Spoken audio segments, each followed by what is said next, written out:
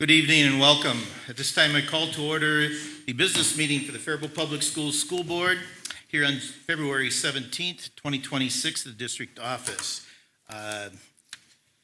Director Wolf, as acting clerk, will you determine if we have a quorum present? Mr. Chair, we do. Thank you. Joe, please stand for the Pledge of Allegiance.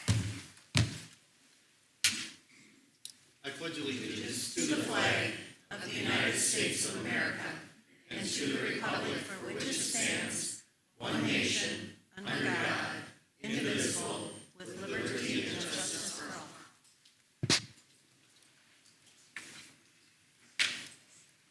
Thank you, and again, a welcome to all those who are here in attendance and those who are watching online.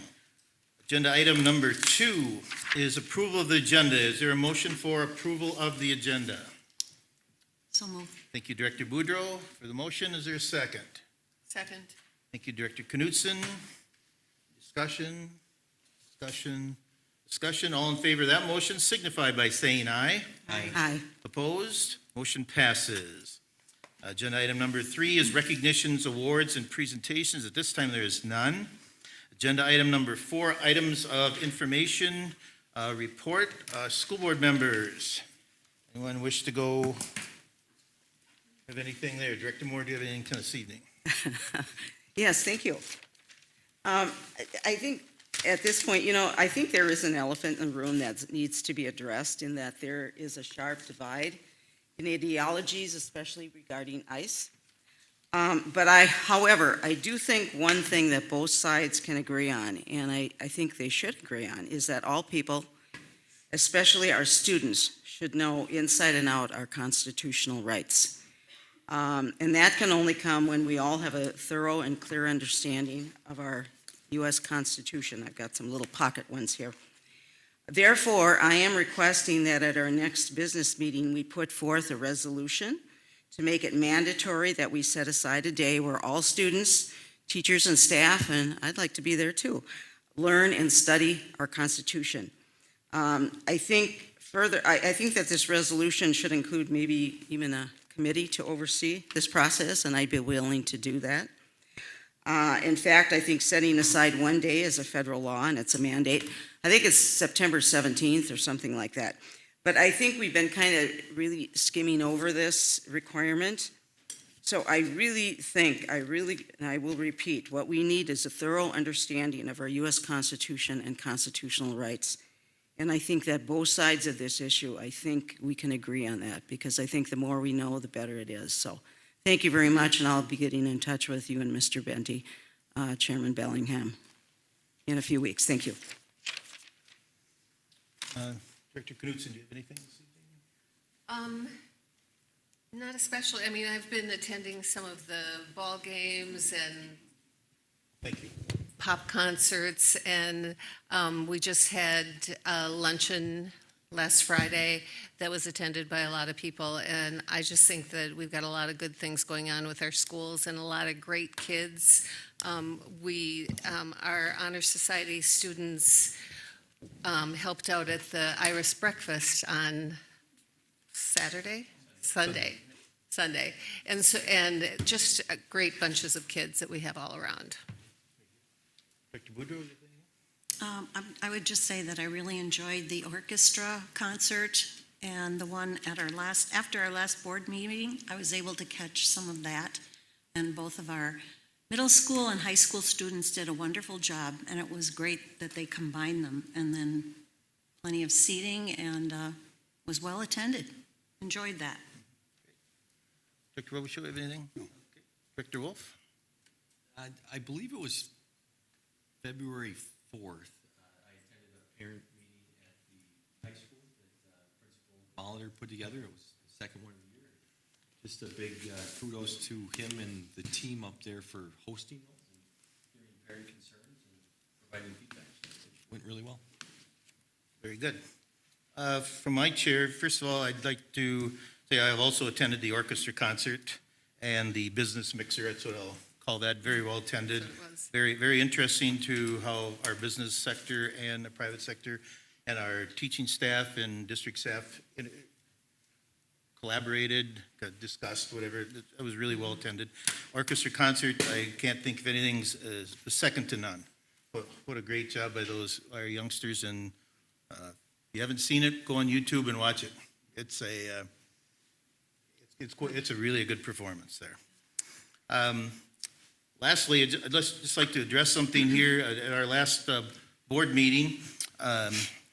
Student Board Representative Issei Ali, he asked some questions of the board saying, what are you doing to communicate with our students? How are we making sure we're safe, et cetera? I just wish to reiterate to him and to everyone here that, first of all, I've seen communications from Superintendent Benty that have, I believe in the last 6 weeks, there have been at least 3 emails that have gone out to families listing, telling them what rights they have, what the protocols and procedures the district has when our students are in our buildings and how we handle everything. I've also seen 2 to 3 emails to staff listing how we interact with kids, how we address their concerns, what to do if we have a visitor to the building asking questions. All that has been laid out. So not to go any deeper into detail, but just to assure the students and our parents and our families and our district that we are a safe environment, and we will do everything we possibly can to make sure it's the best learning environment and safe environment that we can have. So just wanted to address that. With that saying, communication is going out. I think we've done a pretty good job with that. With that, then we'll move on to, and I know Issei, you just walked in, but I am so sorry about that. Great timing, and we'll turn this over to you, our student board representative. All right. And I'd like to reiterate this again, just like I said, I am so sorry life happens. I was a little late today.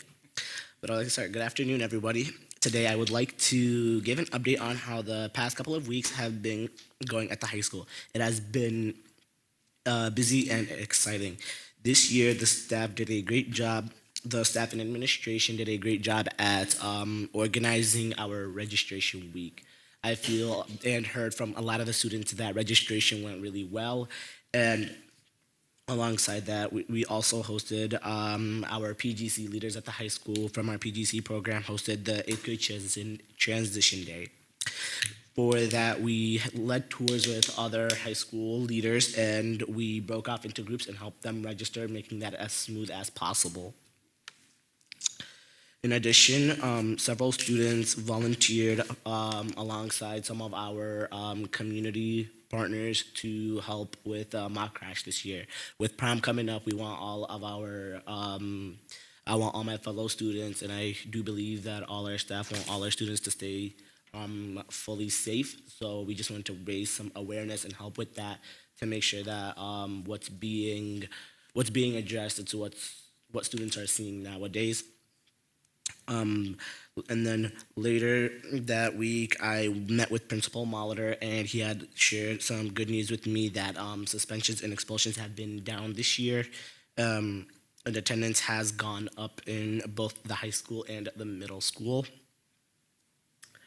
And then me, Amira, and Ms. Zimmergan are looking for our next school rep, as I am graduating this year, and we are getting to the end of our year. And then one and last thing, our PGC program this year has been very, very successful. We started it last year. It was successful last year. We got the ball rolling. And last year we had more leaders than we did this year. We are at 8 leaders this year, but we are servicing, I believe, almost 50 ninth graders.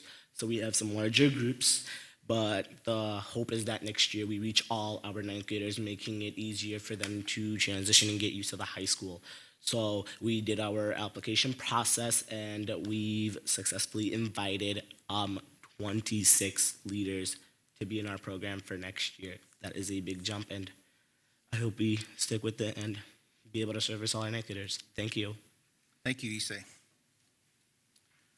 Next for C, Superintendent Benty. Thank you, Mr. Chair. So our pre-K students in Pod 1 at Roosevelt Early Learning Center participated in a heart-to-heart stroll focused on stories and friendship. Each classroom rotated through Mrs. Tenaglia's, Mrs. Stalock's, and Mrs. Tusa's rooms to listen to a special story. After each visit, students earned a sticker for their take-home sheet. When they completed all 3 rooms, they received a bookmark to color as part of the activity. The event provided a fun way to celebrate kindness and reading together. Faribault Middle School 8th graders began registering for their high school classes, and there was plenty of excitement throughout the building. High school leaders and staff helped to guide students through the registration process, answered questions, and made them feel welcome. This helps students begin their planning for high school experience and for the opportunities that lie ahead for them. 4th graders in Ms. Sefco's class at Lincoln presented their state float projects and written reports. Students used the writing process to complete 5-paragraph reports and created visual representations of their assigned states. They shared their reports with their families and classmates, highlighting important facts that they learned. The project showcased their hard work, creativity, and growth as writers. Faribault Public Schools welcomed more than 25 local businesses and community partners in the collaboration with Faribault Area Chamber of Commerce for a networking event. Some of you have already talked about this. Local restaurants generously sponsored a complimentary working lunch. The event gave staff the opportunity to connect with organizations that can provide guest speakers, industry tours, volunteer opportunities, mock interviews, field trips, and more for our students. These partnerships will continue to create meaningful opportunities for students across the district. Faribault Public Schools recognized National Special Education Paraprofessionals Week and expressed the appreciation for paraprofessionals who support students each day. Our Director of Student Support Services, Rob Dainert, shared a message of thanks, recognizing the dedication, patience, and care they bring to their work.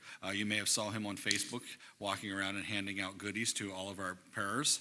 Paraprofessionals support both students and teachers in many ways and play an important role in student success. We're grateful for their daily commitment. February is I Love to Read Month, and our K-2 students celebrated in a special way. They visited their buddy classroom with Miss Katie for some fun playtime and a flashlight reading. It was a great opportunity to build connections and share a love of books together. And then one upcoming event, families of children ages 0 to 5 are invited to attend Super Saturday in the gym at Roosevelt Early Learning Center. The event will take place on February 21st, that's this Saturday, from 9 a.m. till 10:15, and is free. Children can explore bikes, balls, and a variety of toys that help build large motor skills. The event offers a great opportunity for families to play and connect with others. Mr. Chair, that concludes my report. Thank you, Superintendent Benty. Agenda item number 5 is public comment. Our first public comment speaker will be Courtney Cavalier, and the topic is communication. Thank you. I'm going to use this one. Yes, I believe that works. My name is Courtney Cavalier. I am a former Faribault parent and school board director. I also worked last year at the Roosevelt Community School. I am disappointed in the district's communication regarding the impact of increased immigration enforcement on local families. I know how difficult your jobs are, and I have given you the benefit of the doubt for a year now about communication. However, in moments of heightened fear, particularly for immigrant families, impact matters more than intent. First, over the past year, communication to families has been slow or non-existent. In early 2025, Latino families sought a meeting to discuss student safety. The district delayed responding. Next, to support those families, nearly 200 community members requested the information be shared with families. The district declined to share details or issue a public statement of support. Not until December, 10 months later, did families receive a generic statement that still truly did not acknowledge their fear. In January 2026, when students were staying home, the district shared possible online options for elementary students, but did not follow up in a timely way, leading to confusion and false hope. During this time period, other people supported families. In the absence of transparent public leadership and engagement, the community filled the gap. Second, board communication has been largely absent. I reviewed all 2025 business meetings and saw no meaningful public discussion of this crisis or its impact on students. On January 26th, student representative Isa Ali asked how the district will protect students. After nearly a year of concern and activity, students still do not feel clear about protections. Thank you for raising those concerns. When a student asks how peers will be protected and the next comments criticize student protests and irresponsibly link fraud to immigration in Faribault, the message is unmistakable. It does not communicate safety or belonging, nor does it elevate every Falcon every day. Instead, the message becomes, scrutiny is connected to you, you do not belong, and your concerns are not valid. When board messaging conflates fraud with immigration enforcement, the impact is significant. That framing reinforces suspicion and blurs distinctions between fraud and Faribault families. When messaging about student protests emphasizes compliance or equates protest with hate, it creates a chilling effect. Most recently, the superintendent's email responding to the planned drawdown of immigration officers was premature and disconnected from families' lived realities. It followed nearly a year of limited communication and ignores the fact that concerns remain. Communication decisions matter. I ask the district to evaluate communication not only by intention, but by impact, especially on vulnerable families. Trust is built through timing, clarity, engagement, and action. I've brought copies of all FPS guiding statements so you can review your own priorities in light of my comments on communication. Thank you. Thank you. Our next speaker is Carolyn Treadway. Our topic is school safety.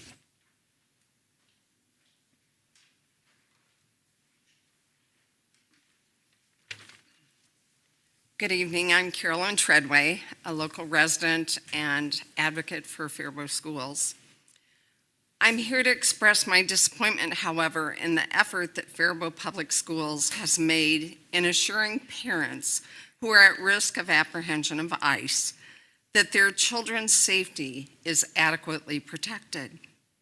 I spoke with Mr. Benty a month ago about concerns of these parents. At that time, there had been plans to offer online learning. While most parents and school staff agree that in-person learning is much preferred, and parents needed to know that their children would arrive at school or at bus stops safely.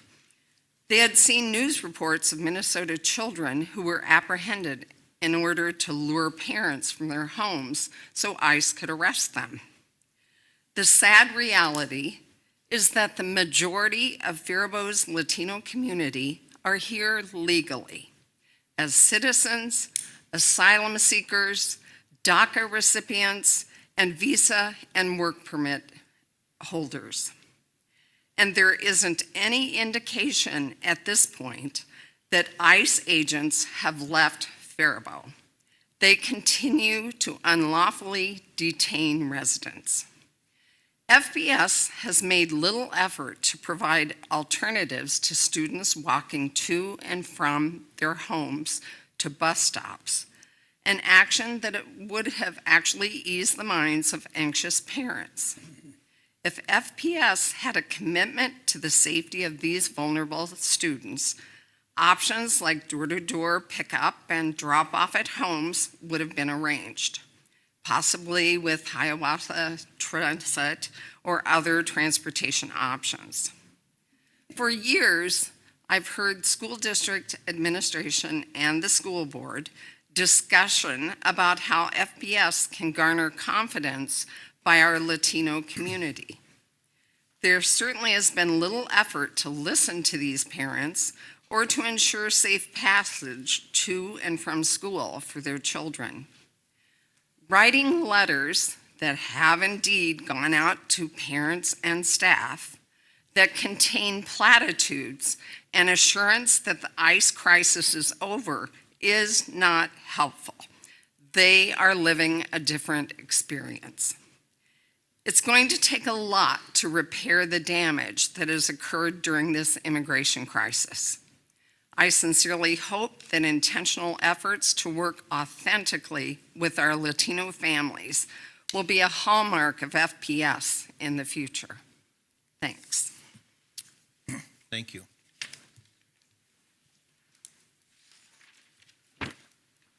Moving on, agenda item number 6 is the consent agenda. The consent agenda consists of minutes from the January 26, 2026 and February 2nd, 2026 meetings, employment, additional assignments / other, and authorization of payments, transfers, and investment accounts. Is there a motion for approval of the consent agenda? Thank you, Second. Director Wolf, second by Director Boudreau. There is no discussion on the consent agenda. All in favor of the motion signify by saying aye. Aye. Opposed? Motion passes 6-0. Agenda item number 7, consider adoption of a resolution approving a tax increment financing plan for Tax Increment Financing District Number 20 and Development District Number 1 in the city of Faribault. This is an action item. So I'm going to ask Mr. Shane Rudling if you would come forward. He's from Ehlers. And while he's getting set up there, I'm going to ask, is there a motion for approving a resolution for a resolution approving a tax increment financing plan for Tax Increment Financing District Number 20 and Development District Number 1 in the city of Faribault? Is there a motion? Thank you, Director Robichaud. Is there a second? I'll second. So to begin with here, I'll turn it over to Mr. Rudling, if you'd like to go through this, please. Thank you, Mr. Chair and members. I'm Shane Rudling with Ehlers, here tonight representing the city of Faribault for a project that I believe there's a deck loaded that I'd like to go through, and it kind of explains why we're here tonight relative to the project and why this action is before you. So I'm not sure, is somebody forwarding that, or is that work with this guy? Okay, perfect, great, thank you. All right.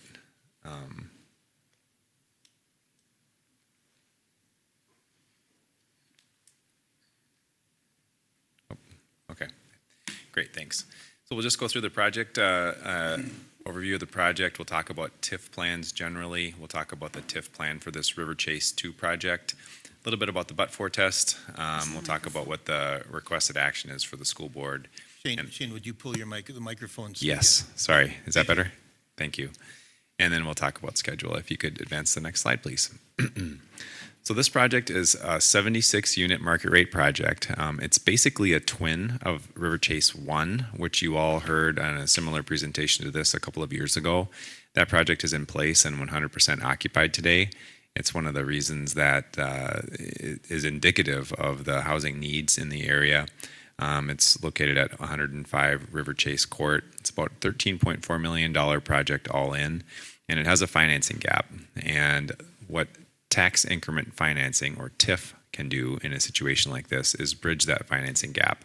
So there just aren't enough sources between equity and debt that the developer can bring to the table to make it profitable to move forward without the TIF. Next slide, please.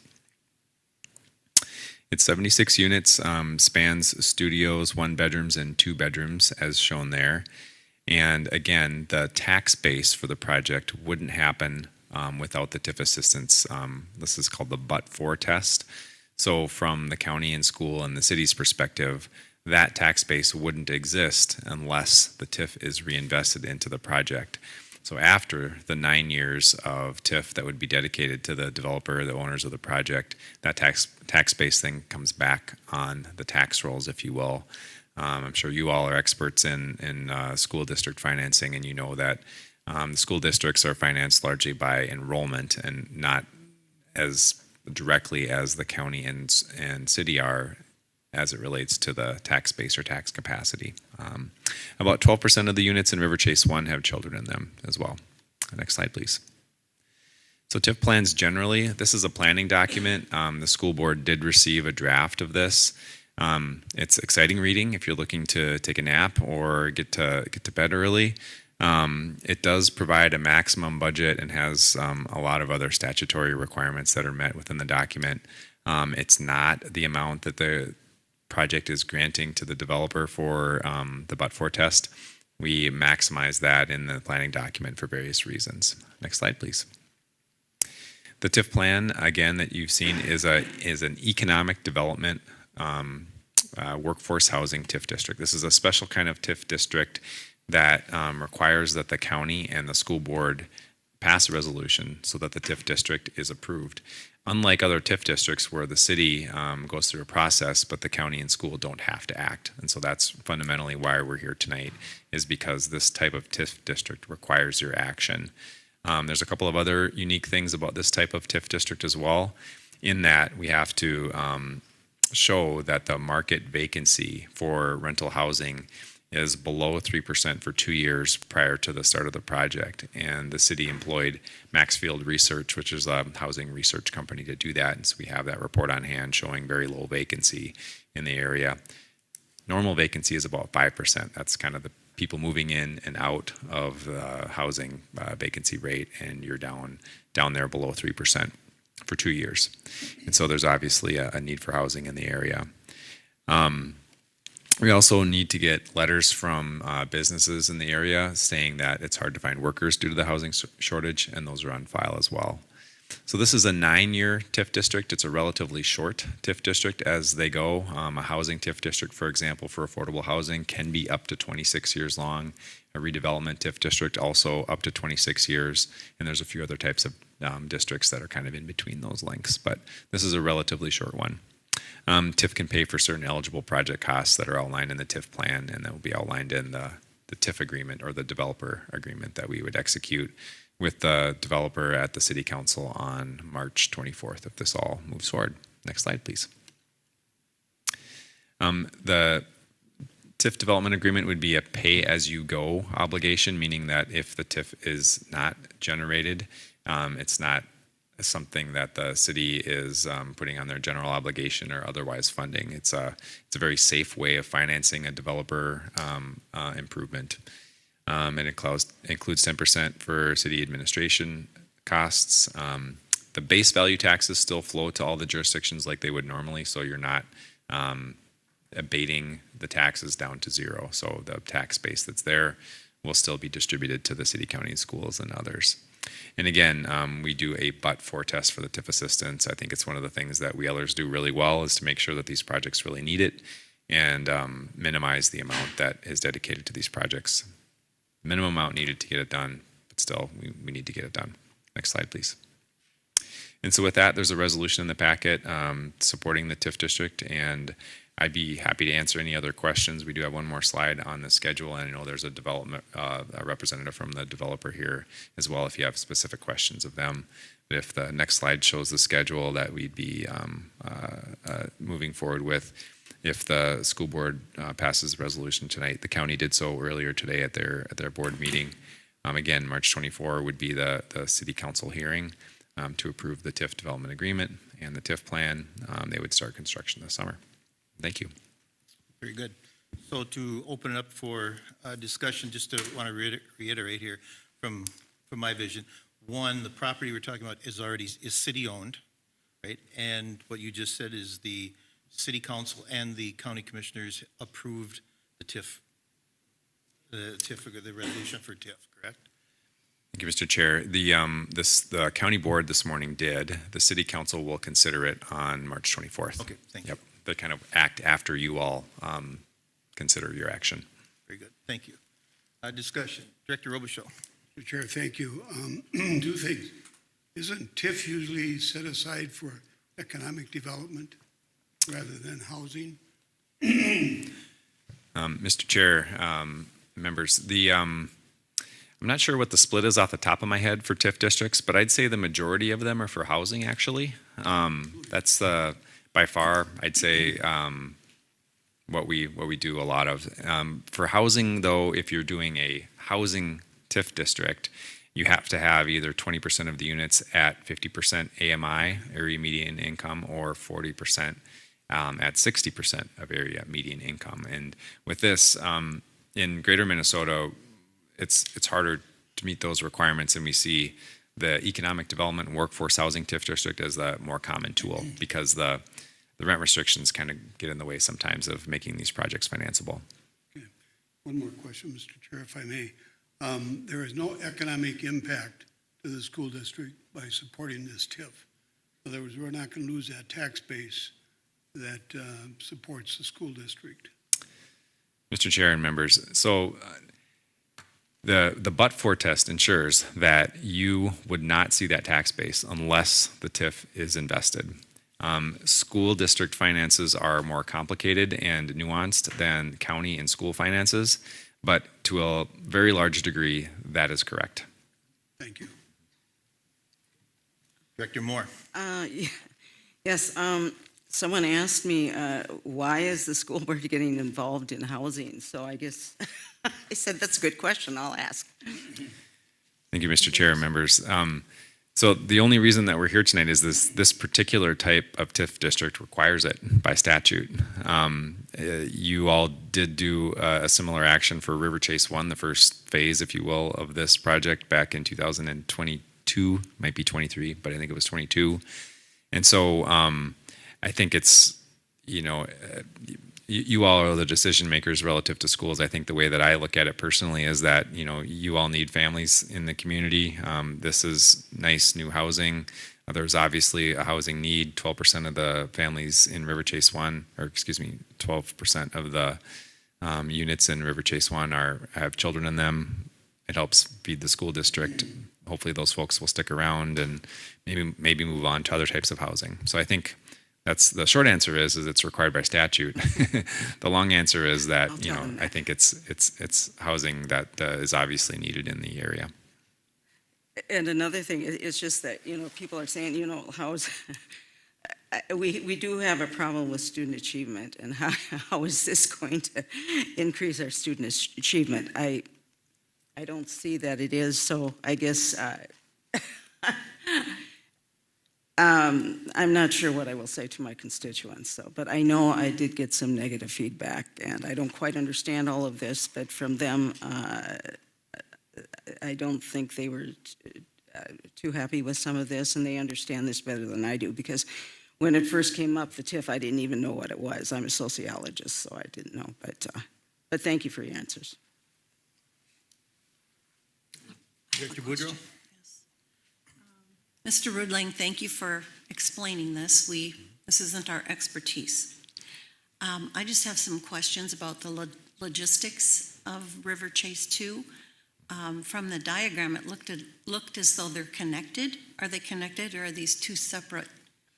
This is just for my own knowledge. Are they on two separate sites within that same area? Sure, if it's okay, my approach. Okay, yes, I'm Ari Colas with Hamilton Real Estate. We're Okay. the developers of the site. sure. This will be two separate buildings, two separate ownership groups also, that we're just developing, and we'll have similar management. So, two separate buildings, but similar. Yes, thank you. And I know it is an area that is considered maybe blighted or, not as developable as some, and so that is how the TIF applies.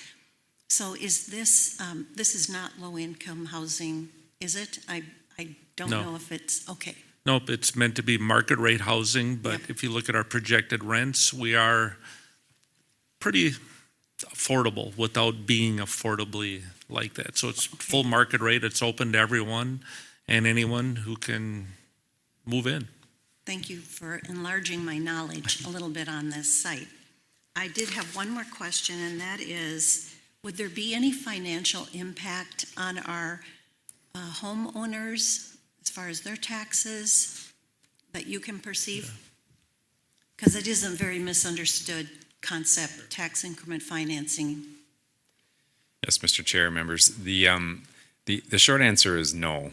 Again, the but-for test that I think we Yellers and myself personally pride ourselves in, or we do a very thorough review to make sure that the TIF is actually needed in order for the project to happen. So if the TIF isn't invested, the project would not exist. So there's no project, there's no tax base. At the end of 9 years, when the TIF obligation burns off, you do have the tax base. But again, to the other member's question, school district finances are different, and they're largely pupil-based, which you all are experts in. And so the short answer is no. Could you measure a penny or something like that? Some very small amount. It's not a penny. I don't mean to be flip about it, but it is.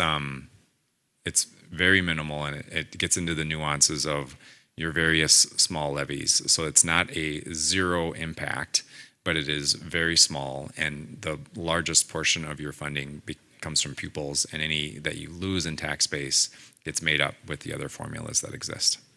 Just one more remark. So once the TIF expires in 9 years and the building is up and you have filled it with renters, as you anticipate you will, then that tax, that will go to help the rest of our tax base for others and add to the city, the county's tax base. Is that correct? Is that the whole outcome we're hoping for? The optimum outcome? That is correct. Absolutely. Okay. Yep. All right. Thank you for answering my questions. Mr. Chair, can I just ask the gentleman, what is market rate housing today roughly? Whether that's in River Chase 1, what that is. You know, you say it's not affordable. I agree. It's a number that's likely doesn't seem affordable. I'll maybe say a few words and then, market rate housing is, it varies, right? What this type of TIF district allows is that there is not income or rent restrictions. And so the rent can fluctuate. Market rate, we measure rent in dollars per square foot aggregate over all of the unit types. And so, that rent can range anywhere from $1.70 per square foot per month up to $2.70 per square foot per month, depending on where you are in the state. The further you get out of the metro, the lower that generally is, even though a 2x4 costs the same, whether you put it in a project here or you put a project in downtown Minneapolis. But that's kind of the range. And of course, every county has a different area median income, and that's how we measure affordable housing is based on area median income, AMI. That's why if you had a housing TIF district, you would be restricted to having 20% of those units at 50% of AMI or 40% of those units at 60% of AMI, which we do a lot of in the metro. So this is not that. There are no income or rent restrictions in this project, but it is generally affordable just because that's what the market wants down. So in terms of what you model this out at, right, you obviously model out what a 1-bedroom or a 2-bedroom, Sure. I don't know, 3-bedroom, whatever that is. What do you project a range for 1-bedroom and 2-bedroom? So I think on our projections, and Shane has seen them, we'll have some studios that'll be about 1,000, 1,100. 1-bedrooms will be 1,200, give or take. 2 bedrooms, 15. And again, they vary based on size and things like that. But I think those are good rough estimates. Thank you. Will there be garages that people can rent as well? Yeah, there will be Similar to the first garages under Just building, like the first one. but then also some exterior garages too on the perimeter. And also a nice outdoor area, barbecue grills, fire tables, things like that. And we will have plenty of parking, Thank you. which is great. Dr. Robichaud. Mr. Chair, thank you. One more question. How many TIF districts does the city of Faribault currently have? Do you know? Maybe that's not a fair question. I'm sorry. No, But if it's not fair, go ahead. it's a fair question. Thank you, Mr. Chair, members. This is TIF district number 20, but that started, I'm not sure if some of those are closed at this point. So some number less than that. Okay, thank you. Yep. Just a curious question. Director Moore. Thank you, and thank you for answering the questions. I see here you said approximately 12% of the households in River Chase will have children. Are you limiting those? No. For the, what if it's 676 unit? Let's say 50 units that people want to come in, they have children. Are you going to limit them, or how did No. you come up with that figure? No, not at all. That 12% just came from currently as of a few months ago. That's how many families were in River Chase 1. Oh, okay. So if It's, 50, you're not limiting. yeah, if 70 families wanted to move in with kids, I think it'd be great. And I thought of something as you were mentioning your constituents. I think having a good, safe, well-managed property will be good for any kids who get the chance to move in there, because we do have a very secure fob system. We try to professionally manage the 5 properties we will have here in Faribault.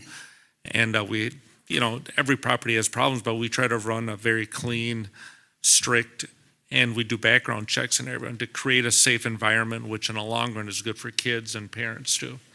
So we hope to help that way. Director Wolf. Director Moore, I don't know if you guys can go to page 4 or not, where it shows the unit breakdown of the 76. Yes. I would just think, though, you have to be realistic right there. It's on behind you. I think you have to be realistic of how many families with kids can fit into a studio, a one-bedroom, or a one-bedroom and a den, right? So I think just realistically what is there, and having 1 or 2 kids with a parent or parents. I don't know what your restrictions are on how many people in a one-bedroom Yeah. den. Yeah, and there are families who will live in a one-bedroom, and that den is an extended space where people might throw up a cot or something, but you are correct. And because we manage, like Stray River has many more 2-bedroom and 3-bedroom units, our ability to move people to help them find places will improve also. Thank you. So, I'd I like have- Superintendent Benty, if you would just give your perspective on this from the leadership of the district here. Yeah, so looking from it from a school finance piece, currently the district is not pulling any money, I believe, off of this property because it is city-owned. So we're not collecting any taxes. You know, just going off of the numbers that they've supplied, 12% of the units in River Chase, if they just all had one student, that's 9. At $10,000 apiece, that's $90,000 that the district is potentially pulling in due to that one apartment complex. So from my point of view as a superintendent, I see these TIF pieces as not only investments into our enrollment, but also investments into our tax base of a future of Faribault. So I would suggest that we be in favor of this simply because it does, when I was high school principal and I would hire teachers, they would say, I'm so happy to be coming to Faribault and working. Where can I live in Faribault? And I'd say, yeah, I'm sorry, I don't see that happening. So this would also supply, a lot of our staff a place to live as well, so. Director Knudsen. So when you said something about 3% shortage of housing in the area over the last 2 years. Okay, so it seems like we've put in a lot more rental units in the last 2 years. And when I drive down Willow, I think it's still Willow, that I see flags that there's, some of the, I think maybe which one is by the American Legion? But anyway, so there's a lot of signs that there's leasing available. So I'm just wondering, are we really going to fill these 76 more units? And I guess I see that there's a need for low-income housing. And I think that a lot of people can't afford to live in your apartments. So. Mr. Chair and members, to be clear, I work for the city. So just to make sure that I have my city hat on, I'm a WeWork consultant hired by the city.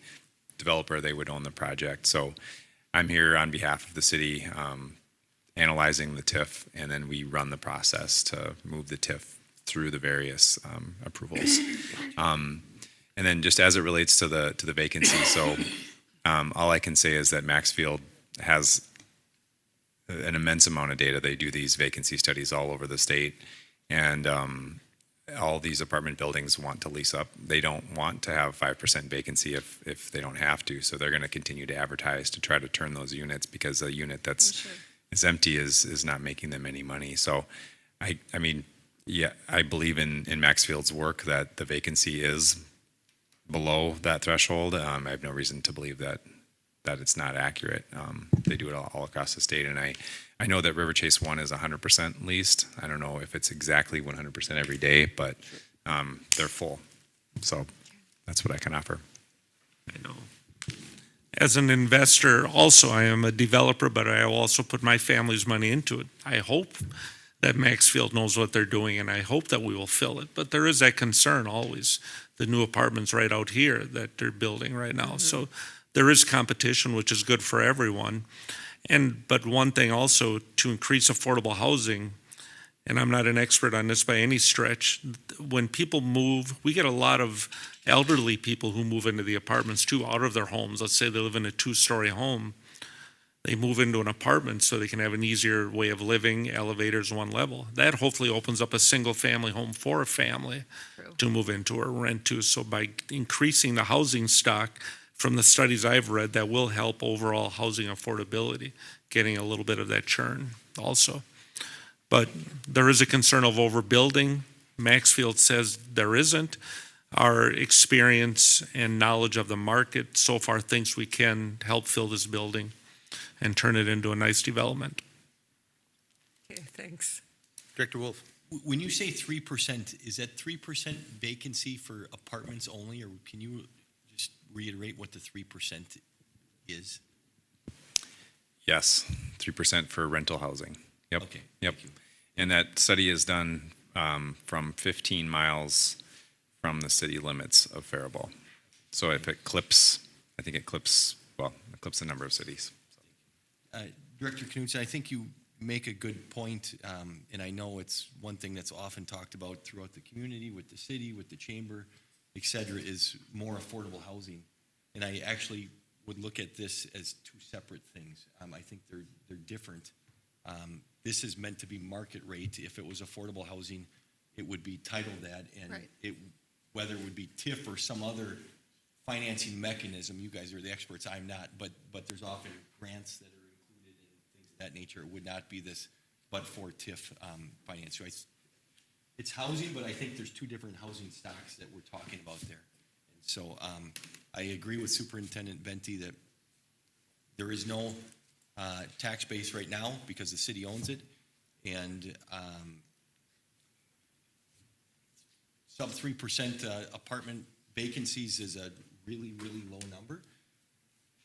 And anyway, I'll leave it at that. But I will support this, and thank you guys for coming and discussing this and answering our questions. Any further questions, discussion? Seeing none, there is a motion for approval of the resolution approving a tax increment financing plan as described. This is a roll call item, and so Director Wolf, would you do a roll call, please? Yes, Director Linda Boudreau, Aye. Director Candace Knudsen, Aye. Director Linda Moore, No. Director Jerry Robichaud, Aye. Director Chad Wolf, myself, aye. Director John Bellingham. Aye, Mr. Chair, this passes 5-1. thank you. Thank you, gentlemen, for your presentation and Thank you. discussion. We Thank you. appreciate your support. Thank you. Thank you. Agenda item number 8 is the District Advisory Committee. There is no report. Agenda item 9, the Policy Committee. 9A, the Policy Committee minutes. Director Moore. Anything on the Policy Committee minutes as other than what's been presented on board book? Actually, we convened on February 3rd, and I think that was one of the shortest and most efficient meetings that we've ever had. We adjourned before 4 p.m. for a policy committee. That's really good. And so basically, I think it's pretty self-explanatory. We reviewed 5 policies, and that's what we'll be voting on tonight, and there were revisions for 5 policies, and we'll be looking at those next time, I assume. So, Thank you, Director Moore. 9B, first reading of policies. First reading, the report is revisions to Policy 306, Administrator Code of Ethics, revisions to Policy 606, Textbook and Instructional Materials, revisions to Policy 712, Video Surveillance other than on buses, sorry. And then revisions to Policy 722, Public Data and Data Subjects Requests. So those are the first readings. Is there any discussion or questions on any of those for first reading?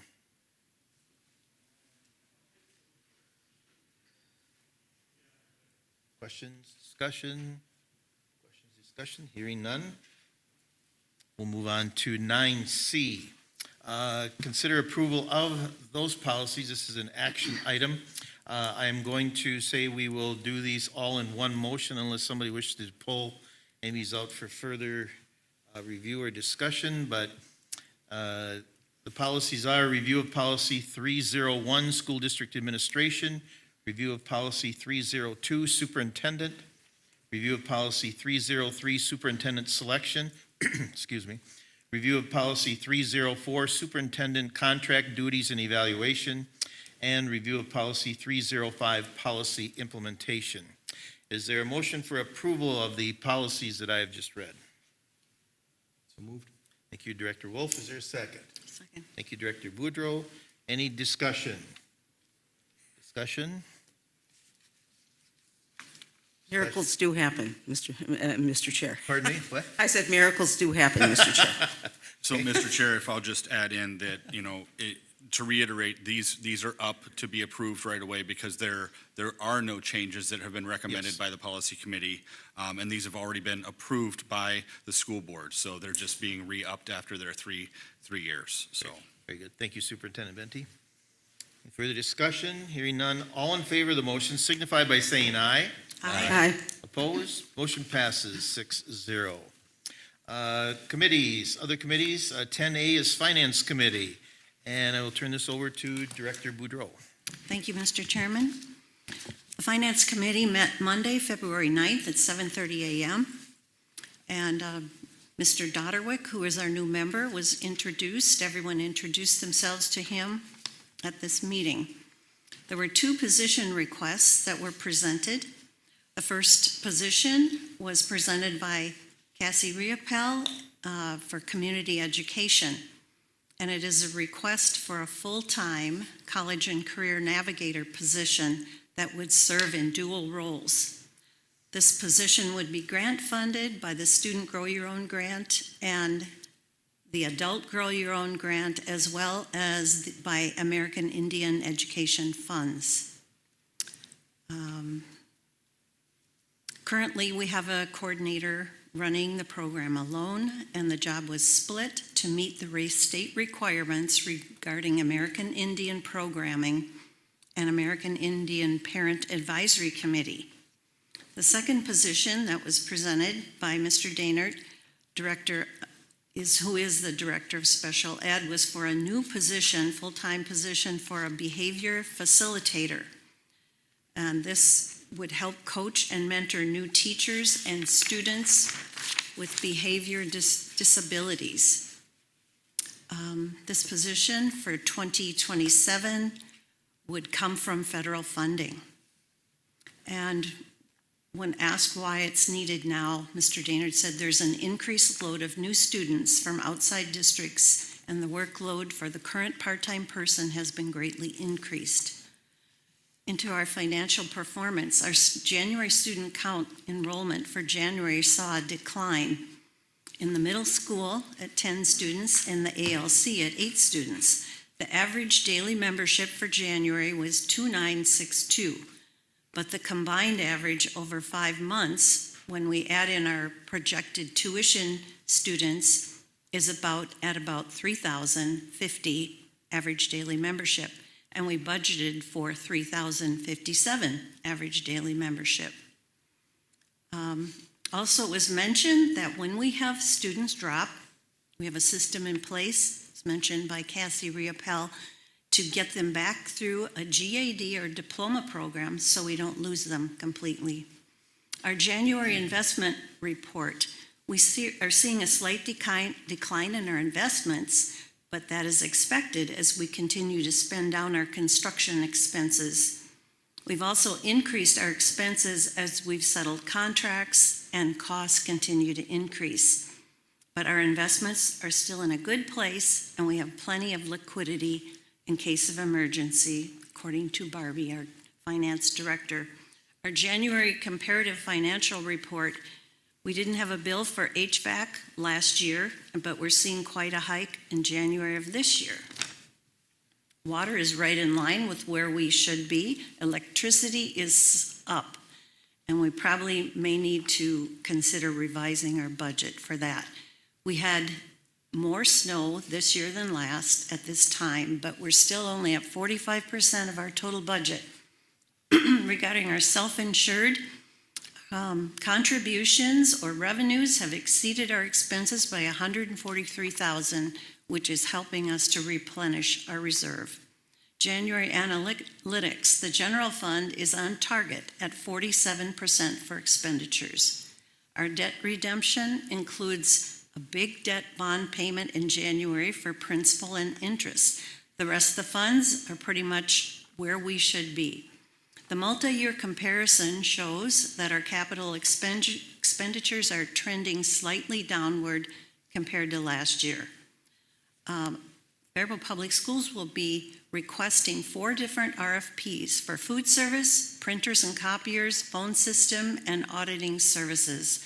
And we use a rubric system to score those proposals and choose the vendors based on the results. And the meeting concluded, and our next meeting will be March 9th. Thank you. Thank you, Director Boudreau. Move on next to 10B is District Wellness Committee. Director Knudsen. So I attended the Wellness Committee meeting on Wednesday, February 11th at 3:30 that lasted 1 hour. It was headed by Cassie Riopel, and all of the schools were represented, and all the representatives shared different things that they're doing with their schools, and a lot of it was focused on getting the kids and the staff up and moving. And I think that that's a real positive thing. And also by sharing ideas with everybody else, I think that schools got ideas from each other that they can implement in their buildings and get the kids moving and living a healthier lifestyle. Thank you. Agenda item number 11, jumped one. 10C is Facilities Committee. Directors Moore and Wolf. Okay, thank you. Yeah, and I have to say, Kane Smith is very efficient in getting lots of information in a brief amount of time, and we do appreciate that. He does a good job. We had the facilities meeting on February 12th. It was a virtual meeting. Regarding McKinley, demolition is progressing. The last of the building permits are being finalized, so that's going well. There was an issue with moisture in the floor that needs rectifying, and Kane is working on that. I trust him to do that. Do you have anything to add, Chad, on that, mister? Okay, regarding LTFM, there's lots of future work. The sound system at high school, most will be covered by LTFM, and I believe, Mr. Wolf, you did say the Booster Club was that the one that would be willing to assist with that? Possibly, I shouldn't say maybe. Yeah, but potentially. Potentially, we don't want to say for sure, okay. Some of the other ones is LED light issues at elementary schools. Chillers need replacing, the boiler piping at Lincoln, the roof work at Faribault Middle School, classroom remodeling. So there's a lot of future work that we have to consider. What Director Moore is referring to at the high school is a new sound system in the Performing Arts Center. Oh, sorry, I said sound system, but I didn't say that. Sorry about that. We'll be getting the circuit update soon. Faribault Middle School update. There was an issue with the new boilers. They were actually filling with fuel. Kane is working now with the SVL. They're the installers, and he's also working with the manufacturers, which is Fulton. There was a 1-year warranty, but there was a few little roadblocks there, but I think Kane is in contact with them, and we'll get an update, I think, at the next meeting. Lastly, we're trying out security camera software.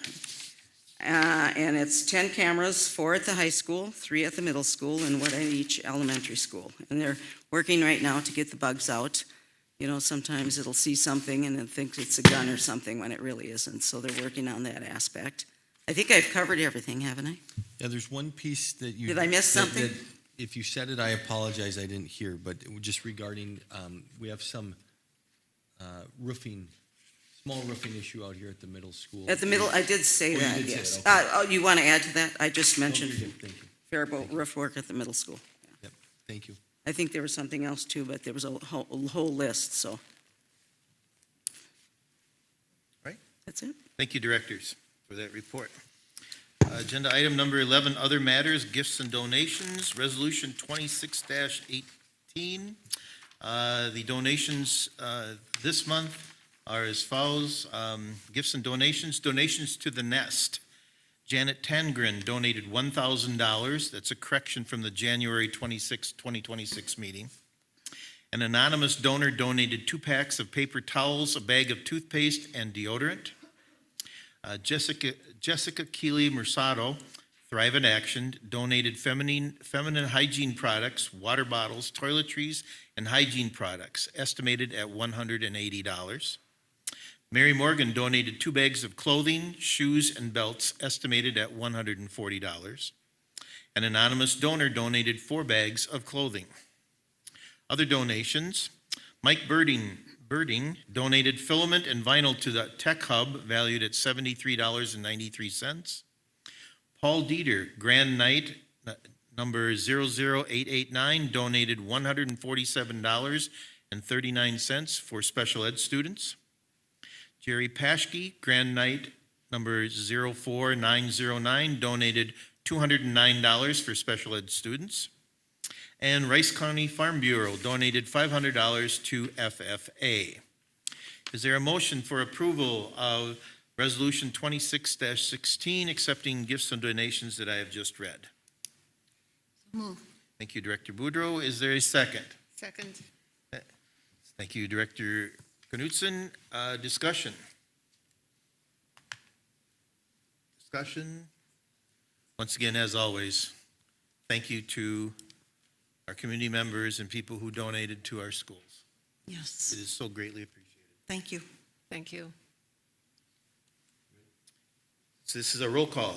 Director Wolf, please. Director Linda Boudreau. Aye. Director Candace Knudsen. Aye. Director Linda Moore. Aye. Director Jerry Robichaud. Aye. Director Chad Wolf. Aye. Director John Bellingham. Aye. Mr. Chair, passes 6-0. Thank you. 11B, consider approving the American Indian Education Aid presentation. It's an action item. Our presenter is Cassie Riopel, Community Education and Engagement Director, and she's brought some people with her. So is there a motion to approve the American Indian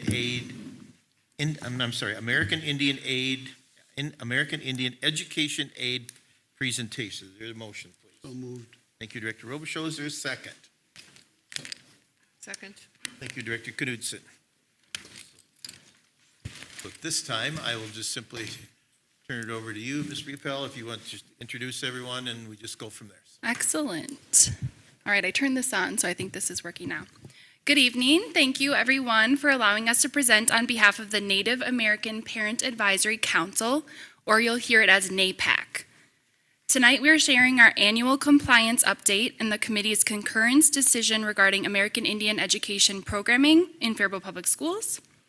Our goal is to strengthen outcomes, belonging, and fair access and opportunity for Native American students and families in partnership with the district. I'll go through introductions.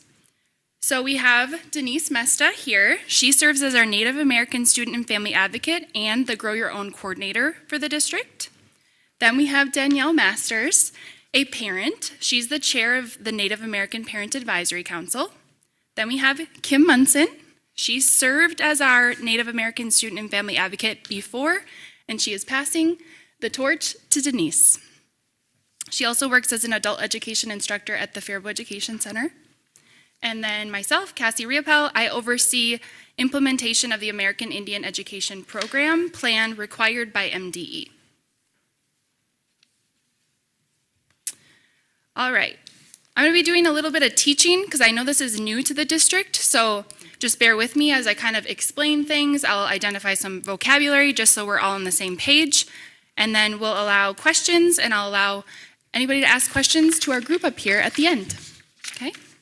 So Minnesota law requires that all districts with 10 or more students that identify as American Indian have an American Indian Parent Advisory Council.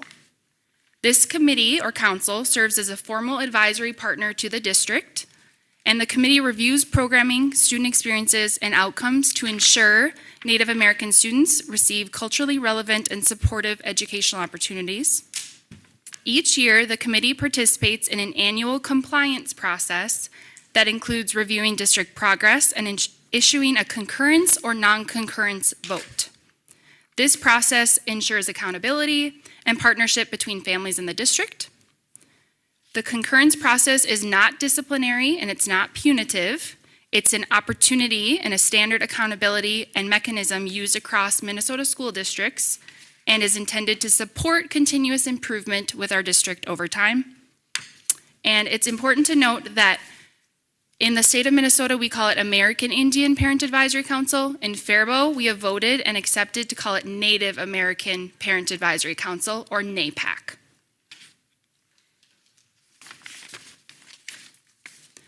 All right, we're going to share a little bit of our success so far this year before we discuss our vote. We've seen more cultural visibility and belonging this year through Indigenous Peoples Day. We've opened a driver's license scholarship fund for Native American students in addition to our other scholarship funds we have available. We have added books to classrooms that specifically discuss Native American culture. We have had guest speakers come into classrooms. And we have had some students participate in the Hocho Karati Cultural Center field trip in Shakopee. Students have been attending the drum and dance class through the South of the River Powwow Collective, which consists of about 8 different school districts. And then we're looking forward to the John Knife Sterner cultural event that's coming in April, which is a collaboration with Faribault Public Schools, Farmington Public Schools, and Northfield Public Schools. And then we're also exploring future partnerships with Riverbend Nature Center here in town locally. And I want to give hats off to Danielle and Kim, who have kind of led this effort so far this year. And now Denise is stepping in to continue this amazing work moving forward.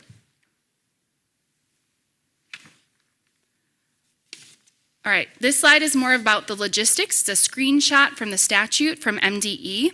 So the American Indian Education Program Plan is organized into 6 focus areas, which you see there. Those include post-secondary preparation, academic achievement, culturally relevant curriculum, positive self-image, intercultural awareness, and supplemental programming. Each year, the NAPAC reviews district progress across these areas using data and community feedback. And this annual review process informs the committee's concurrence vote and helps identify both strengths and areas for growth.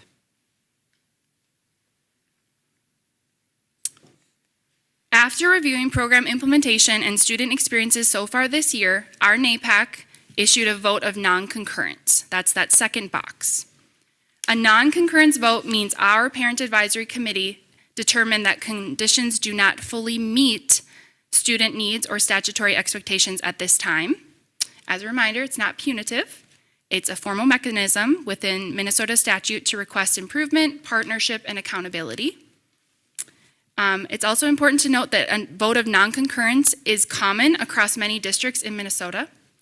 It signals that there is still progress to be made, and just know that our Parent Advisory Committee here in Faribault is actively engaged in improving outcomes for our students.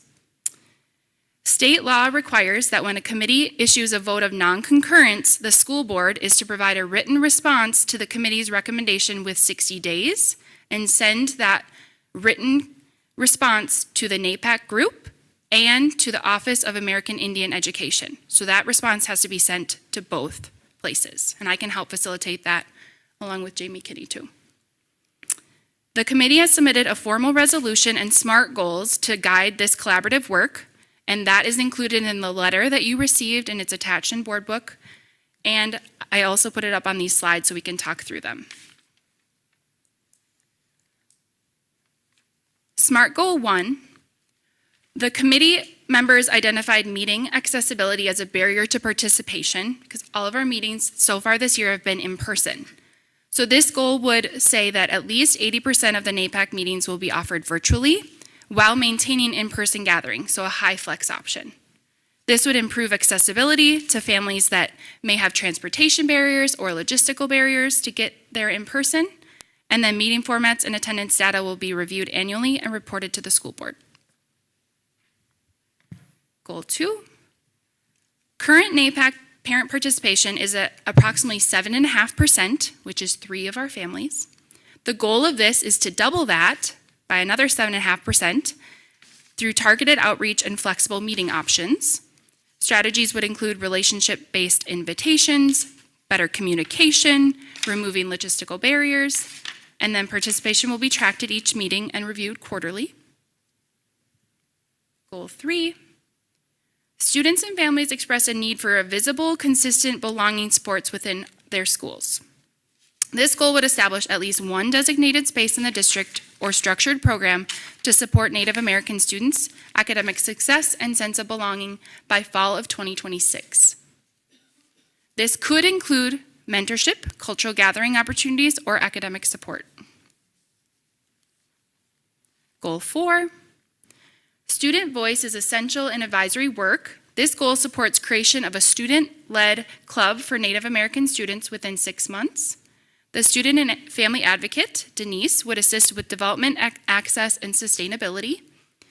Participation and continuation would be reviewed after the first semester, and this would support student leadership opportunities. Goal 5. Families have expressed interest in stronger visibility into Native American representation within the curriculum. This goal would ensure that the student and family advocate can participate in teaching and learning advisory groups when appropriate. This would allow Native perspectives to inform curriculum discussions and decisions. Goal 6.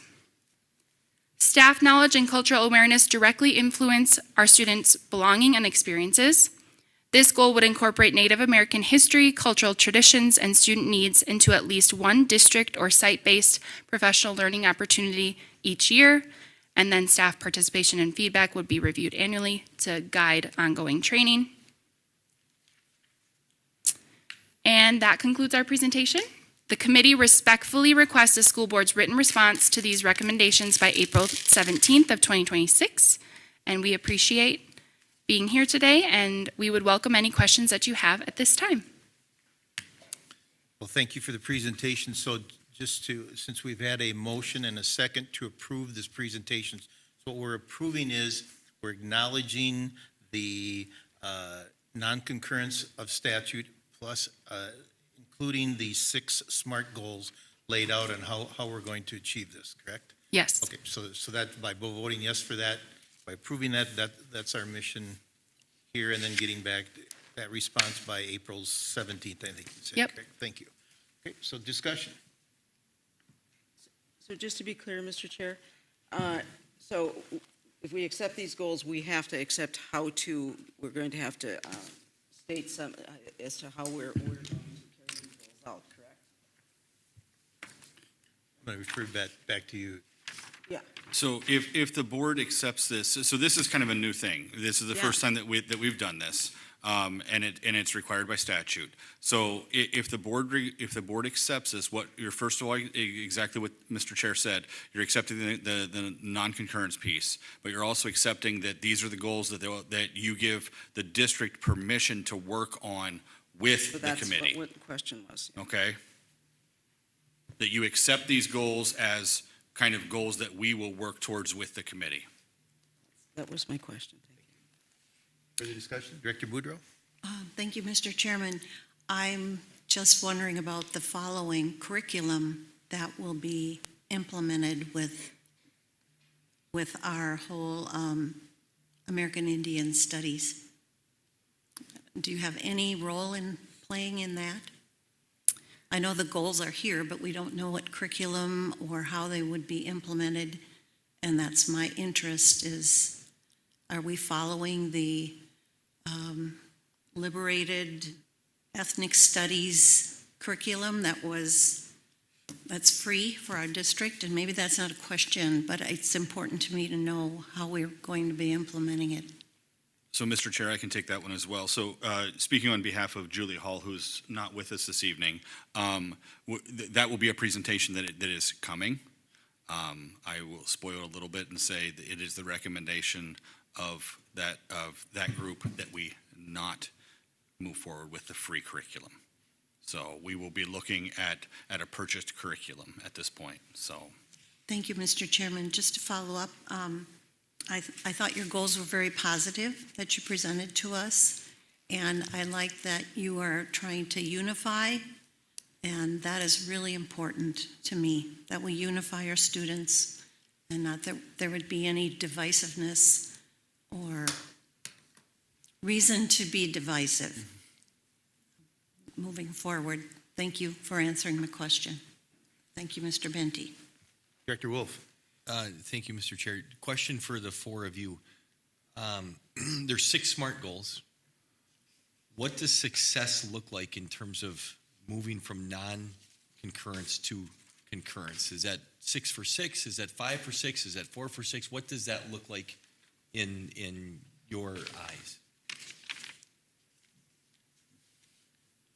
I can speak to that one. Sure. So each year we put together a program plan that has goals with data attached to it. There were some very lofty goals in this plan that we had this year that was set last year. And the NAPAC group has said that they are very collaborative and they want to work with the district. They think we've done excellent work so far, but they just don't think it's enough and it didn't meet the goals that was in that program plan.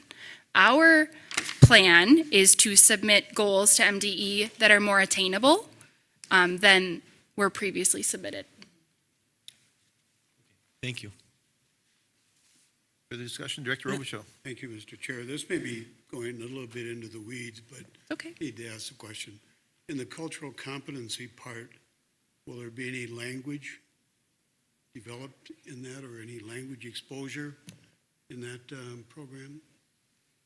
And I don't know what language you would be looking at, whether it's Lakota or some other native language. I think I would have to connect with Julie Hull on that to see what type of professional development we could offer and if it could include language. Difficult to understand the culture without understanding the language. Yeah. Mm-hmm. Yep. I practiced saying the Hocho Karati many times so that I could say it right as respect. Mm-hmm. Director Moore. Yes, I think some of these goals are very good. I really like the aspect that you're doing the virtual, because some people can't always do that. I think that is good. I have a friend that's, her great-great-grandfather was the chief Wabasha. And I mentioned this to her, and actually, Wabasha is named after him. They changed the P to the B, though. And she's actually from the Metawakatan Sioux tribe. So she asked me, she said, American Indians, it's just a broad thing. And she said, how can you get all of these cultures in? So, that's what, I've got several questions here, but how are you going to do that? Because there's a number of cultures, like she actually comes from different Indian cultures, because at one point, 3 of them were, I think in Mankato, they were pushed together in one section. So she's been down there a number of times. And so I'm wondering, how are you going to do that? Yeah. You got several it's a cultures, lofty and they're goal. all different subcultures. Yep. So how is that going to work? I guess that's one of my questions that's Sure. kind of concerning me. So Anybody? You want to take that? Sure. I'll let Kim take this one. Thank you, Chair Bellingham, members of the board. That's an excellent question. I have been working on this since the beginning of this school year, and it has been immensely powerful and just meaningful to build relationships with this community. You bring up an excellent point. There are, I believe, 11 tribal nations in the state of Minnesota, and we have been working really hard with technology and innovation to really identify what are the tribal nations that are represented in Faribault. We have done some work, and we will continue to do work to learn about our students and what tribal nations are represented. I think one way we can do that is to build partnerships with other organizations, build relationships with the tribes themselves. So we have made communications or connections with them. We also have connected with the South of the River Powwow, which is a really powerful collective of around 9 different districts. And we have students, even Danielle's son, who is Native American. He attends that. It's twice a month, and it's currently in Apple Valley District. I believe it's 196. And it's a really great opportunity for several different districts to connect and many different representations to come together and learn in a really safe environment. But you bring up an excellent point. It's something we will continue to learn about as we build relationships. I think this community in particular really is relational, and so that's really important for us. And so we'll continue to do that as time goes on. Thank you. Yes, because I think we have 40, is it about 40 students? And how many tribes do they represent? 11. Or approximately, well, that's okay.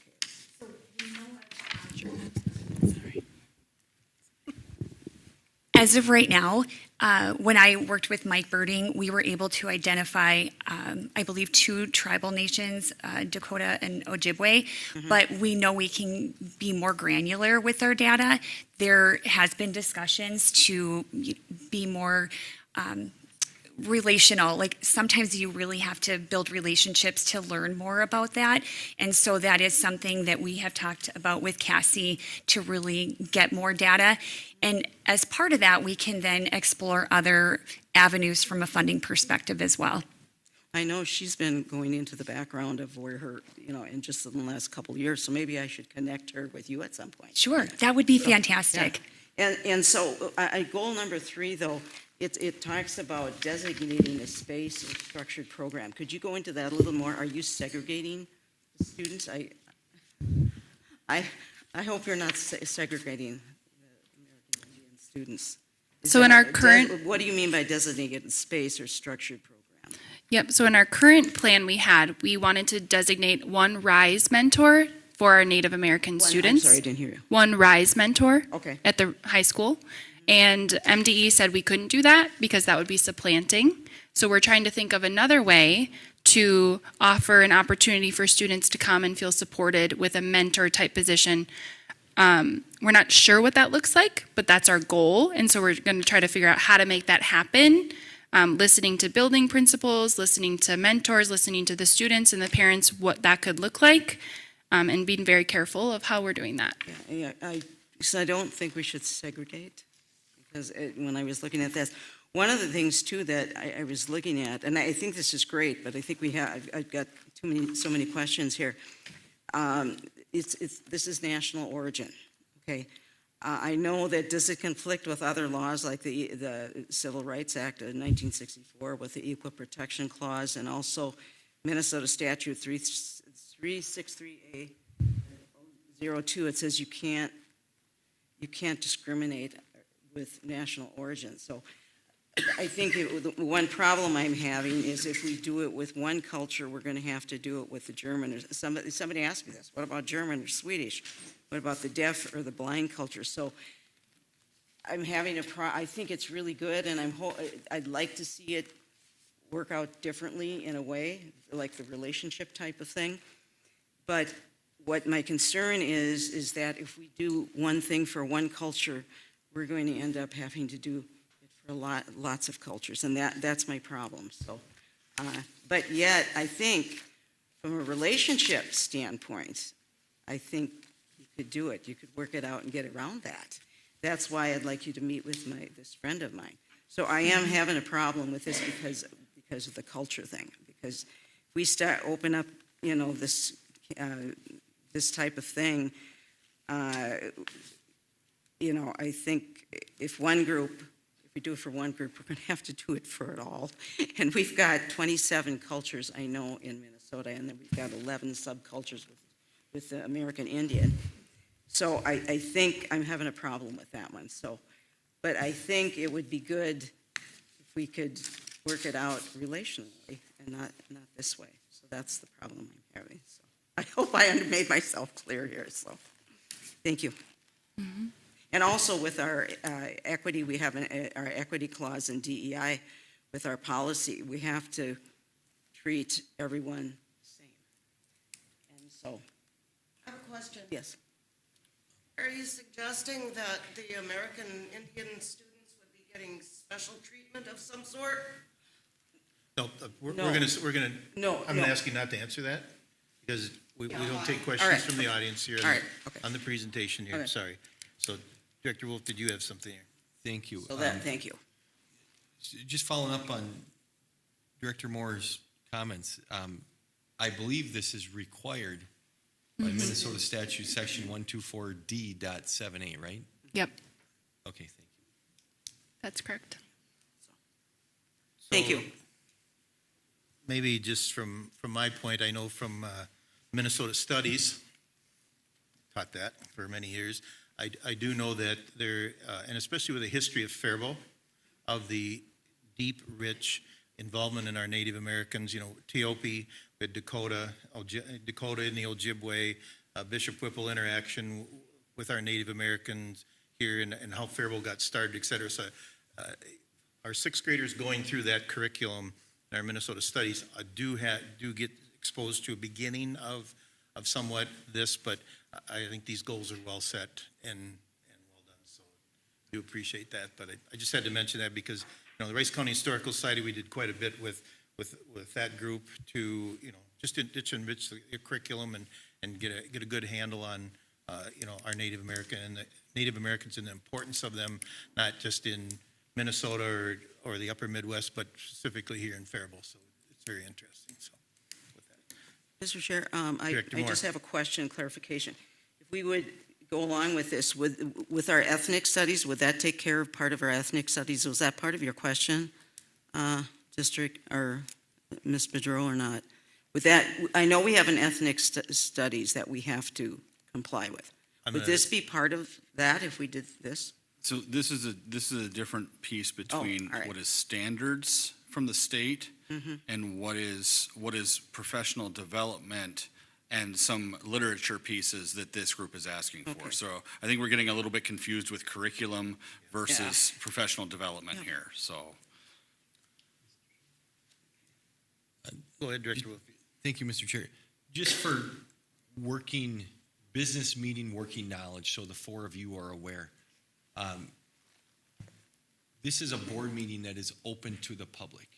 So the time for community comment was when we had community comment. So the lady that spoke and Mr. Chair here that asked her to stop speaking, it has nothing to do with what she was saying at all, for or against it, meaningless in terms of we are open to conversation before meetings, after meetings, via email, via phone call, any of that type of stuff.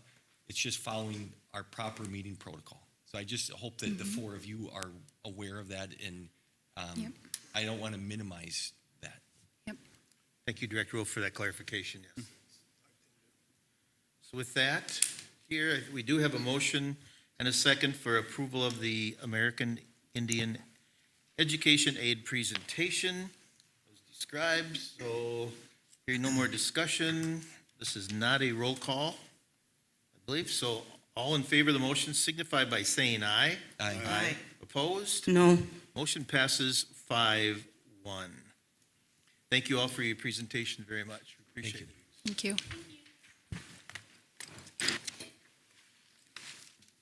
Okay, we'll move on to 11C. 11C, consider approving new position request, College and Career Navigator 1.0 FTE. And again, presenting will be Ms. Riepel, our Community Education and Engagement Director. Is there a motion for approval of the new position request, the College and Career Navigator 1.0 FTE? So moved. Thank you, Director Wolf. Is there a second? Second. Thank you, Director Robichaux.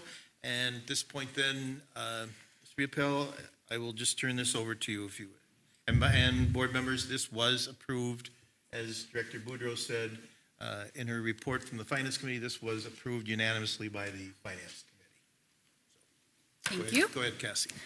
So I'm requesting approval for a college and career navigator. This would be a 1.0 FTE position, fully grant funded. And the position will be located at the Faribault High School and shared with the Faribault Education Center.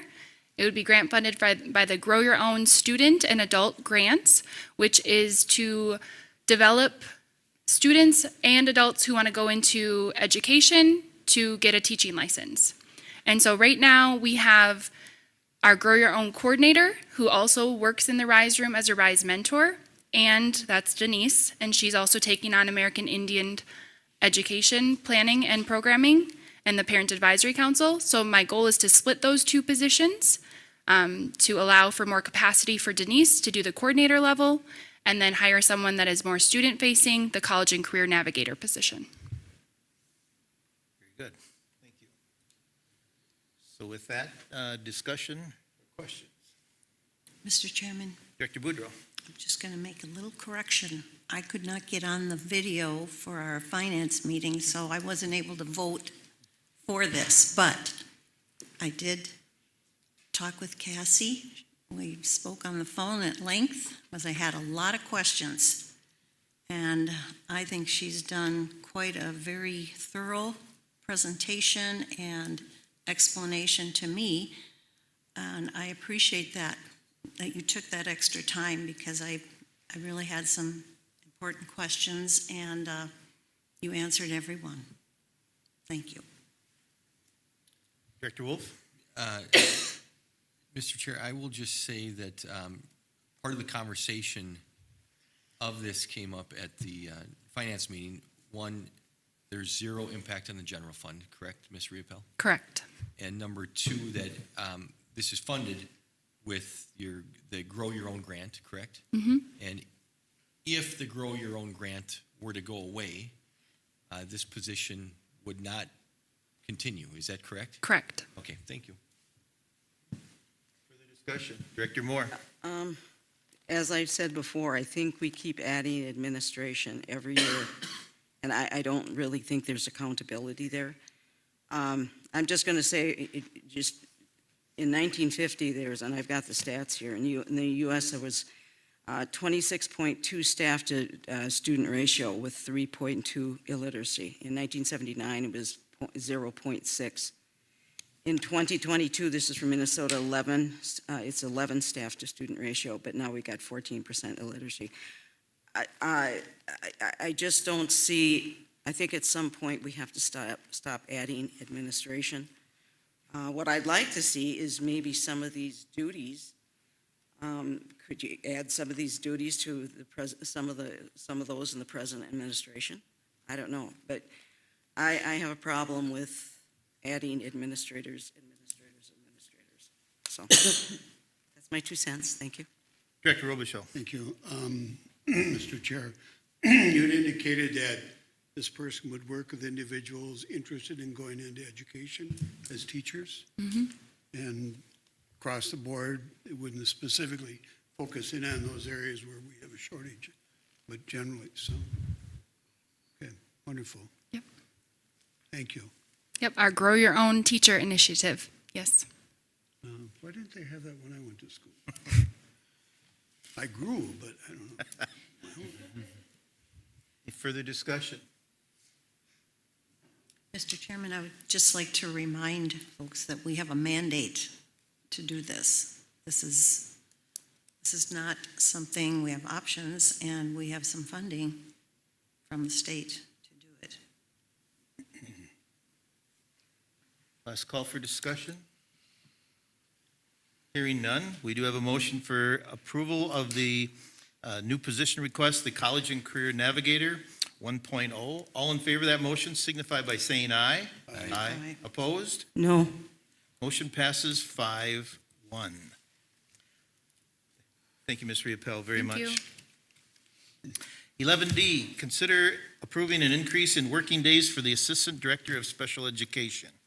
Is there a motion for approving an increase in working days for the Assistant Director of Special Education? Also move. Is there a second? Second. Second. Oh, I heard a second. Director Knudsen, thank you. So before we begin discussion, Mr. Dainert, if I will turn this over to you, give us and this also was approved by the Finance Committee. Yes, so since 2017, we've had an increase in our special education child count by about 26%. We've moved from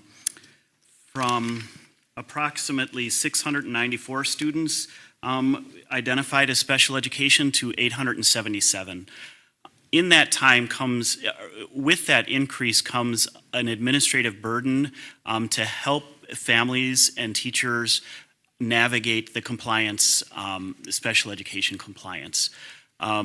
We also are seeing a difference in our new teacher pools. Most of our new teachers now are coming to us with very little special education experience, which increases the compliance and the paperwork and the need for mentoring.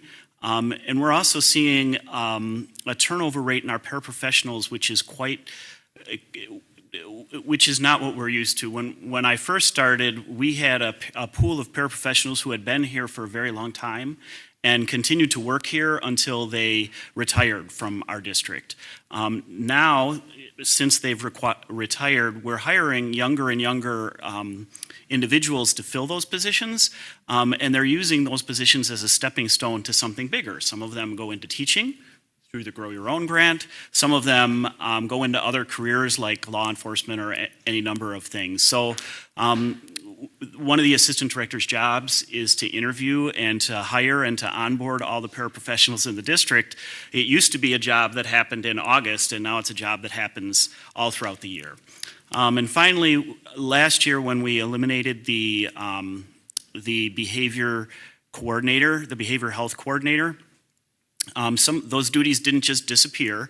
Many of those duties went to the assistant director, including homelessness and being the homeless liaison. So there's been a number of additional duties that I've assigned to the assistant director, and in order to help her manage those things, I'm proposing to add 15 days to her contract. And I can certainly speak to finance too, because I know that question will come up. We're financing this similar to the way that we finance all of our administrative, or a majority of our administrative positions by coding it through the state special education funding, which reimburses our cost at 80%. And then backfilling that money by paying also this like amount with federal funds, which actually brings a net gain to the district of approximately $13,000. So not only is the general fund remain whole, the general fund actually has an increase, has a added benefit.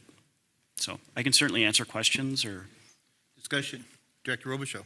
Mr. Chair, thank you. Where's the growth in the special ed child count?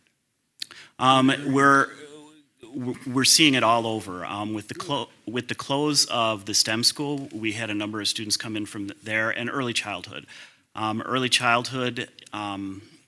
seen a lot of students come up through early childhood. We have a bubble. We were talking about it this morning when I went over my staffing report with the cabinet. We have our fourth graders are the edge of a bubble that's coming up. So I have functional skills classrooms, and when I started the functional skills classrooms, we had 2 functional skills classrooms. Now we have 6 functional skills classrooms. Those students, the oldest of those students are in 4th grade, and so 2 years, that bubble of special ed students will come through the middle school and then go through the high school. So it started about whenever the 4th graders were in kindergarten and early childhood. It started about 5 years ago, and then it's just kept up. Last year we had a little plateau, and I was hopeful, but this year it went up again. So That's such a significant increase. Yeah, it's not just Faribault that sees that. It's since COVID, it's been across Minnesota and across the United States, and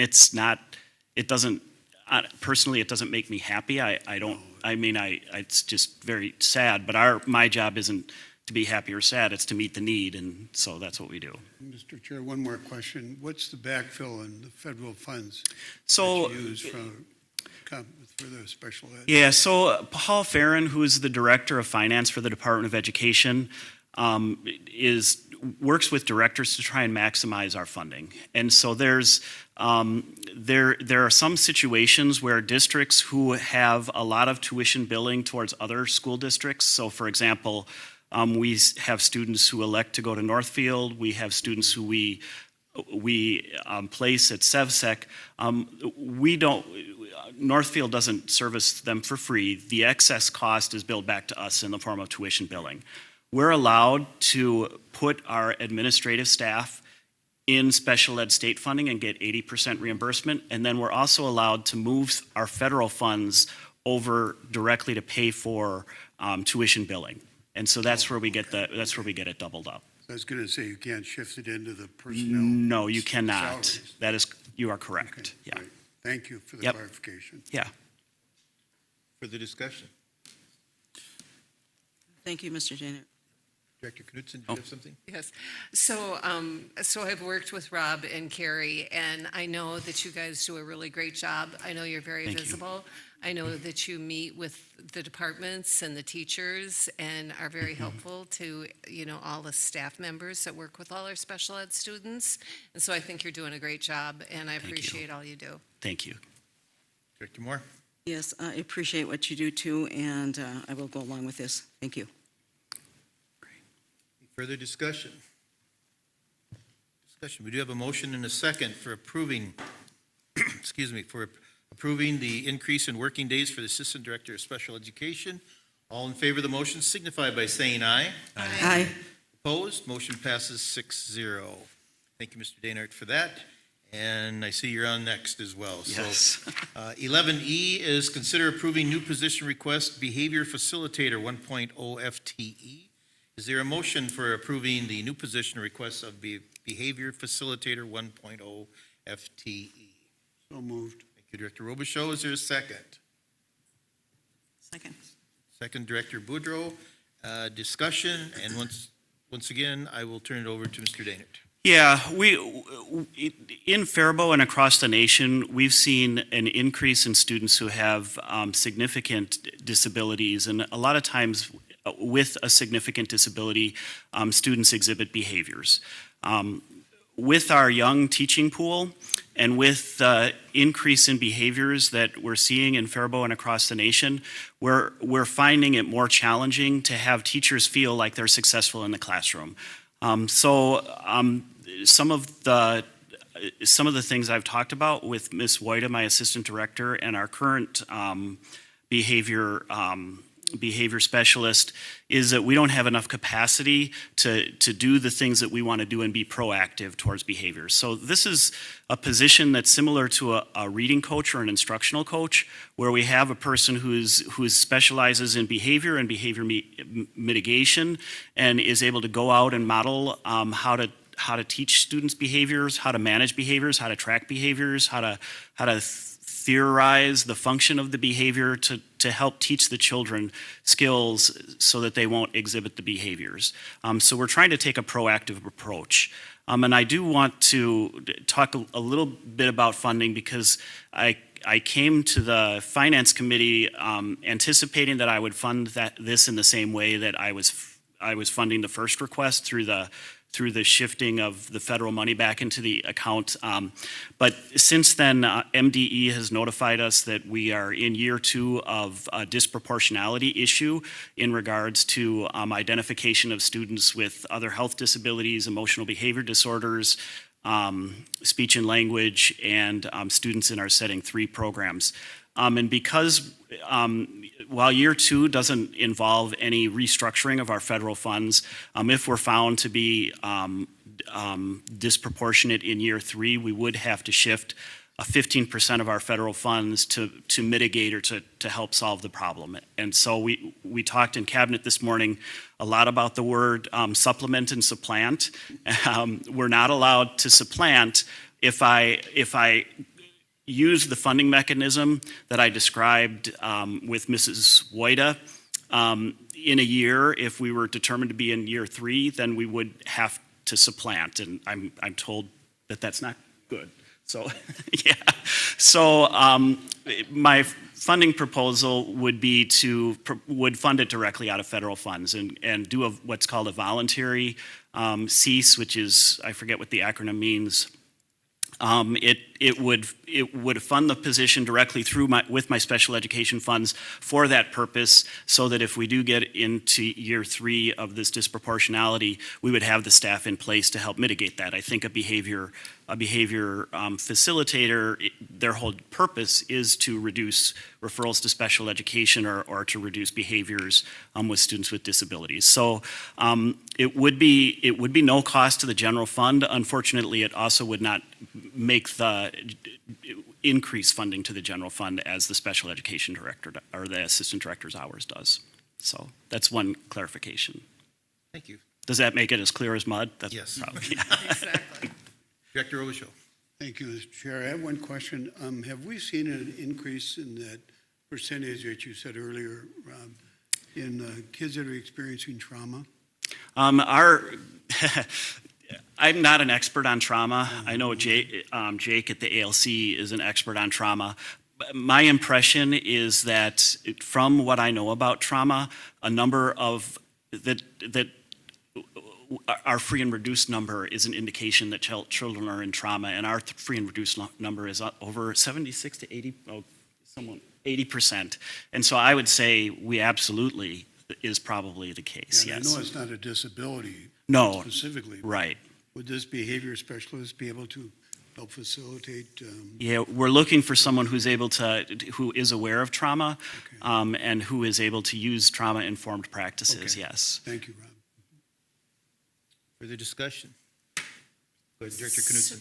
So would this position be with all the students or just with special ed Yeah, so students? one of the things that that moving it to a CEAS plan does allow is some flexibility in working with general and special education students. So primarily working with special education students, but in cases where we have a general education student who is really struggling, that this individual could also work with them. And that's because that one disproportionality piece gives us that flexibility. Otherwise, no. But in this case, it would be, yes. I guess clear as mud. Yeah. Yeah.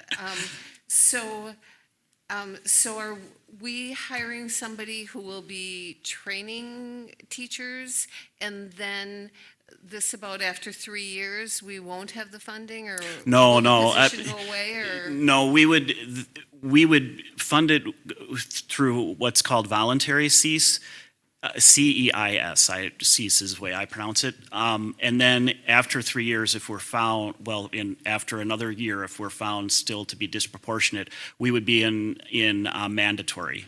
And so it would be, there's more oversight with mandatory cease. They want to make sure we're doing our due diligence, and there's more oversight, but we would not lose the funding. The funding would move on. Yeah. It's the difference between volunteering for something and not volunteering. We would be volunteering until we're not. Okay.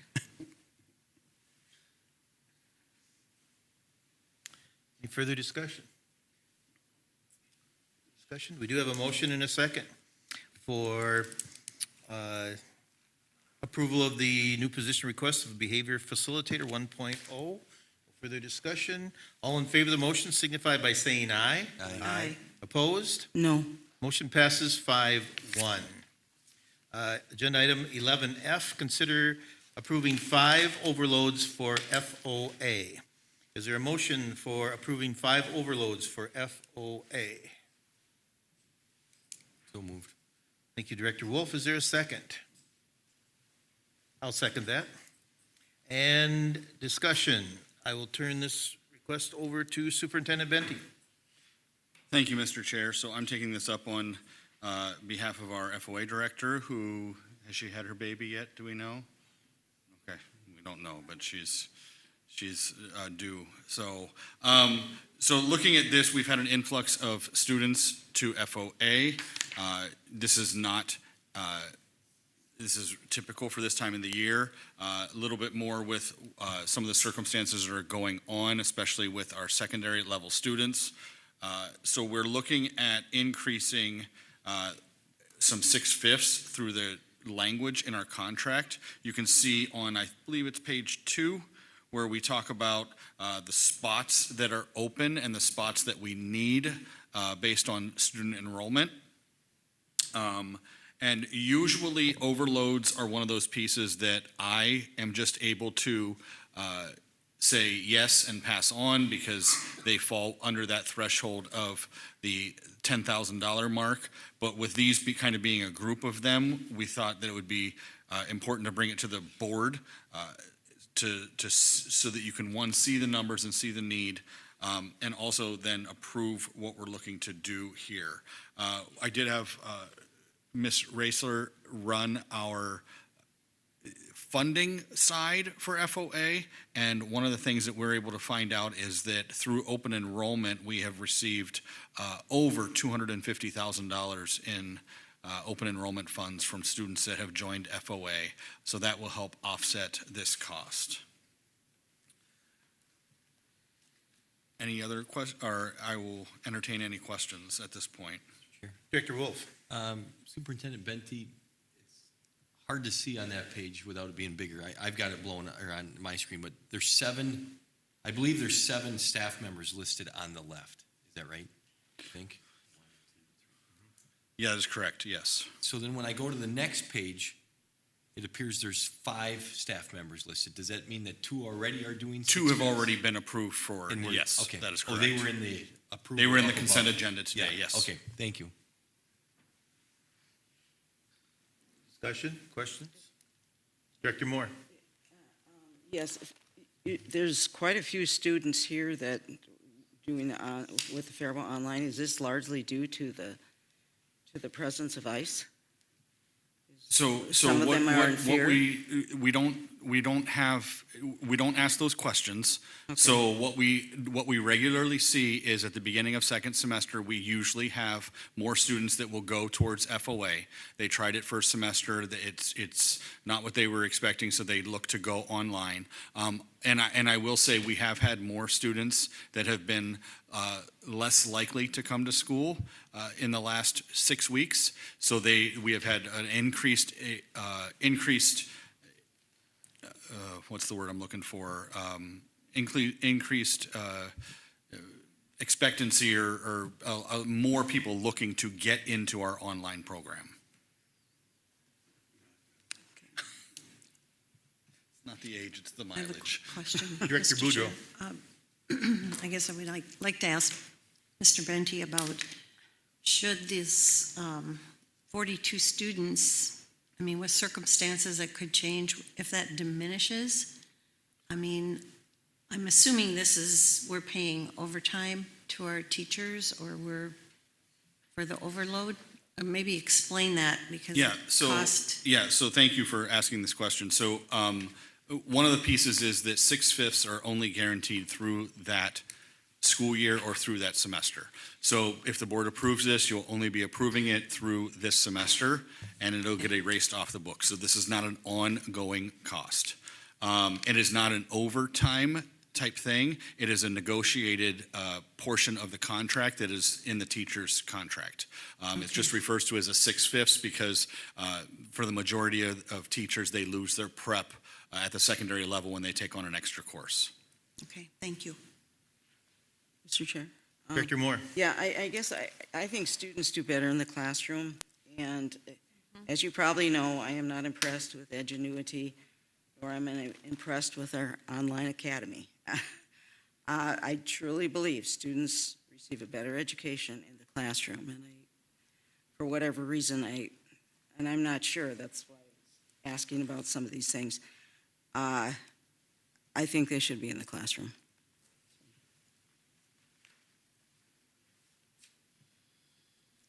Further discussion?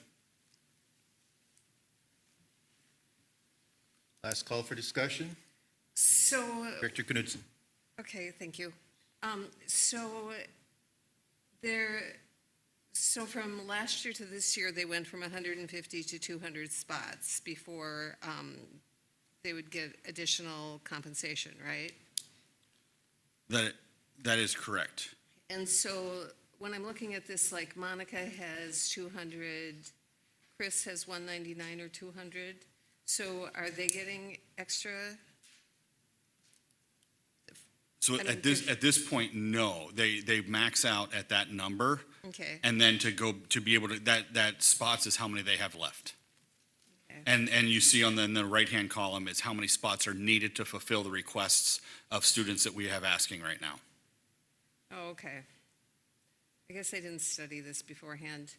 And I'm not in favor of online academy either, so I think I'm pretty outspoken on that. One more question, Mr. Chairman. Are these 42 students not in school right now? So that, I don't know the answer to that, I'm sorry. Okay, but it's a request? It's a request from these students to go online, yes. Okay, all right, thank you. Last call for discussion.